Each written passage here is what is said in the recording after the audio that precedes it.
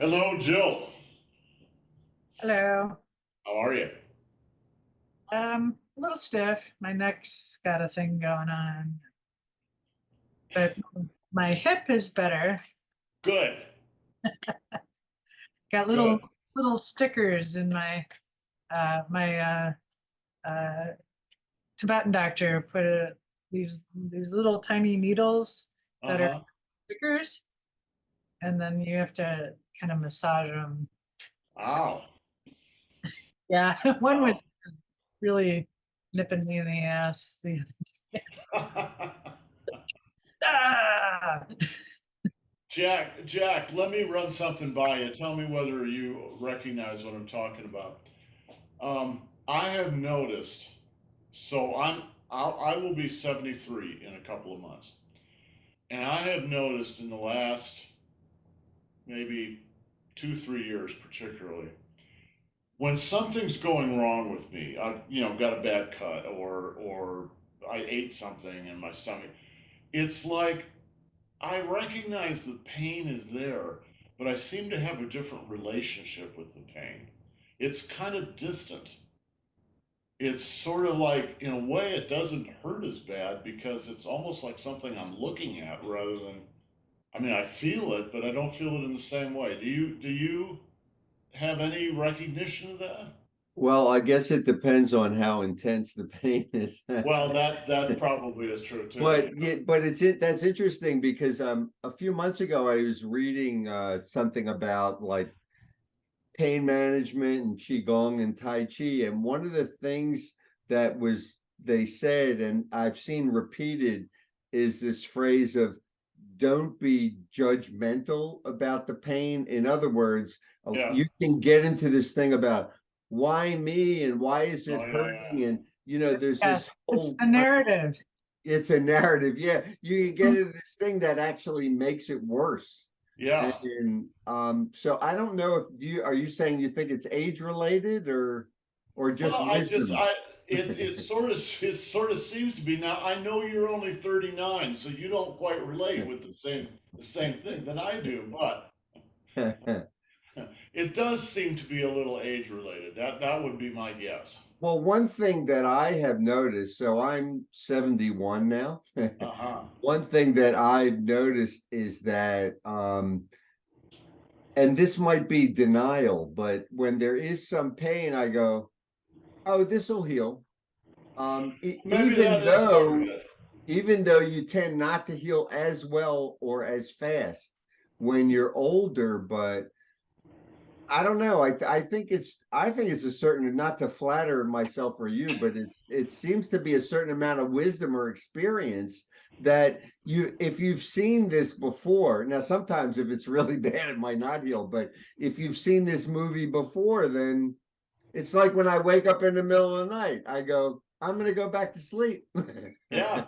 Why worry about Eventually. it? Why worry about it? You may be right about that. That may be a big part of it. Um, Sometimes, uh, it's not that there aren't problems.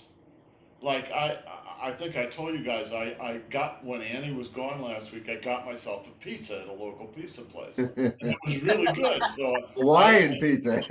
But I did you ate like have some four. after effects? Yes, there were some after effects. Yeah. But it was like kind of like Jack said. It's like, well, you sort of recognize, well, my gut hurts, my elimination hurts, but it's like, yeah, okay, well, that's what's going to happen. This So too it's shall sort of like, pass. what? Yeah. Yeah, this too shall pass. As long as you're on the right side of the grass, Yeah. Exactly. That's as Grandpa used to say. Exactly. Anyway, I just think it's kind of interesting. I mean, I sort of like it because, I get I'll recognize, well, I've got a stomach ache from eating, well, it's not really a stomach ache, I've got a gut ache from eating pizza and eating too much pizza. But I just lay down and go to sleep. It's Right. like, yeah, okay, so you got a gut ache, right? No big Yeah. deal. Well, I have a perspective on this because Yeah. it just so happens I'm writing a paper on chronic pain in children. Uh-huh. But part of that is to understand the difference between like acute pain, like or things that are happening over time. And my theory here is that because it's like you've accumulated so much experience with pain that all pain is, just like what happens when you switch over to chronic pain is that it no longer triggers the fight flight response, for instance. I think there's a lot of truth to that. Yeah. And so I think that's probably it's just a lifetime of accumulated pain equals Well, whatever. when I here's my Bobo here from the other day. When I ran my hand, what I did was I was working with a tool, and there was an this was Annie's trampoline is made from sections of piping, and I was knowing that I shouldn't do it. I went ahead and did it anyway, forcing it. The pliers slipped, and my hand ran into the end of the open pipe, and that was not chronic pain. That was acute pain, and I did notice that. All right, so I think that there's, but after you run around the house yelling a couple of times, the endorphins kick in, and you can really feel the endorphins. And after that, it was like, okay, and and they put a band-aid on it. and there was a scientific study that says swearing does help. My swearing in particularly helps because I swear in Swedish, German, and English, and getting in all those languages really makes you make sure you've got the whole thing. Um, anyway, so I don't know. It's just interesting. My perception is as you get older, my relationship with pain has changed. And Jack, I think you're right. I think a lot of it is you've been through this so many times that you just sort of okay, well, that's the pain. And Jill, I think you're right too. That a lot of it has to do with chronic versus acute, and maybe that's part of it. And here's another one is pain is certain, but suffering is optional. There's a lot of truth to that. Yeah, in a lot of ways, there's a lot of truth to that. Well, if you stop and think about it, when you're a kid and you hurt yourself, you cut your hand or something. Oh, you've never cut your hand before. There's blood coming out. It's scary. It's frightening, and you do get that fight or fight or flight response. After you cut your hand 10,000 times during your lifetime, it's like, okay, all right, it's gonna bleed. Nothing's. I haven't cut a tendon. Nothing bad has happened. Okay, I'm gonna have a couple of weeks with a sore hand, and that's it. And usually you don't worry about it very much. So anyway, Malcolm, I was thinking about, you mentioned the other day, patience. We were talking about like be patient. And I was thinking about it's sort of it's kind of a paradox with aging, is that when you get older and you actually statistically have less time left, it seems like you should be less patient because you want to get things done, but you've realized over time that things take a certain amount of time, and it's just the way it is. So I'm actually more patient now than I used to be. I am 90% of the time. But this time when I hurt my hand, I was definitely being impatient, and surprisingly, I paid a price for that. Right? Yeah, what a surprise. What a surprise! Every time you're impatient, you always pay a price. All right, what shall we do today? You guys want to watch that muscle tendon change classic thing again? Do you want to do it like we did it yesterday and just do like the first 5? I know that Jill and I are the only ones here, but I thought maybe we could watch what we watched yesterday and maybe one more move just to see So the first next 2. one. We're We're gonna have to do it again anyway, next week. So why not? Okay, So we'll do the first six. How many times do you want to do it? One, two, three, four? Jill, you have a preference? One time maybe, Yeah, and then go Okay. to and I'll go a little further into the video. Okay. whatever these moves are doing is helping me greatly. Oh, I'm Oh, glad to good. hear it, Jill. That's good. That's good. Well, this guy's a very good teacher. This is a great routine. You guys are really responding to it. So it's been interesting from my end to watch you respond to different things, and you're very responsive to this particular routine. Okay, let's do the first six moves, and I'm going to put it on twice, Okay. and then after that you can do whatever you want.